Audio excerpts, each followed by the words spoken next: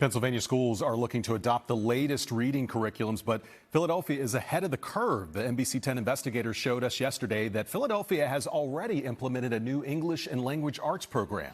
The district says it follows the science of reading, but as investigative reporter Claudia Vargas found, not everyone thinks it passes the test.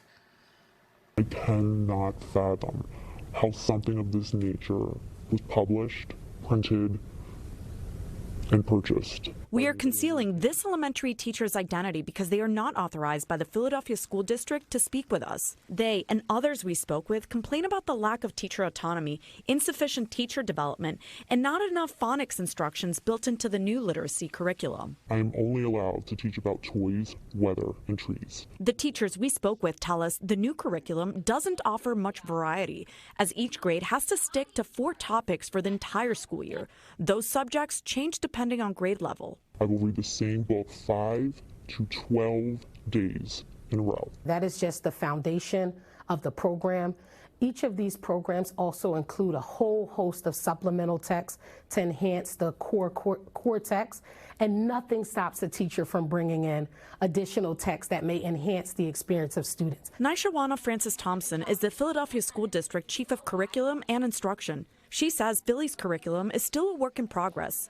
It was first rolled out in the 2024-25 school year. The district chose New York-based EL Education as its kindergarten through 8th grade English and language arts curriculum vendor. It makes sense that Philly schools would look to change how they teach kids to read and write. For the past decade, only 1/3 of Philadelphia students tested as proficient or above in standardized English language arts tests, according to state data. We were looking for a comprehensive program that would cover the knowledge building and the foundational skills. Did you look at any other urban districts that perhaps use EL education? So at the time when we adopted EL education, at the time the only large urban district was Detroit. The Detroit School District saw early success with EL education, according to statistics published by the nation's report card.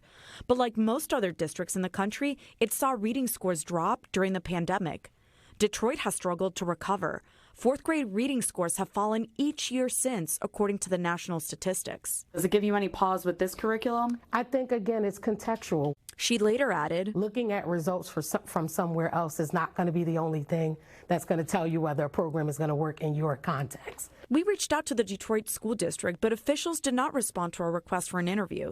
EL Education declined an interview and said in part in a statement that third-party research has found that students around the country using the EL education curriculum have shown greater levels of growth and achievement. Literacy Studies professor at Drexel University, Mary Jean T.C. DiCarlo, says that EL Education's ELA curriculum is one that on paper appears to have all the components required to successfully teach children to read. I do think for this particular population's needs, if we can make it work, it's a good selection. But she says it will take time. It's a massive curriculum from a teacher perspective. There's a lot of moving parts, and it's a lot for teachers to master. It is still early, but following the first year of the new curriculum, Philly schools saw reading scores drop by 1 percentage point in the state standardized tests. Thompson says the district is adjusting as it goes. I think eventually we will get there to a place where we're working with schools on building their instructional model, and less about a particular program and more about what does the instructional core look like in these schools.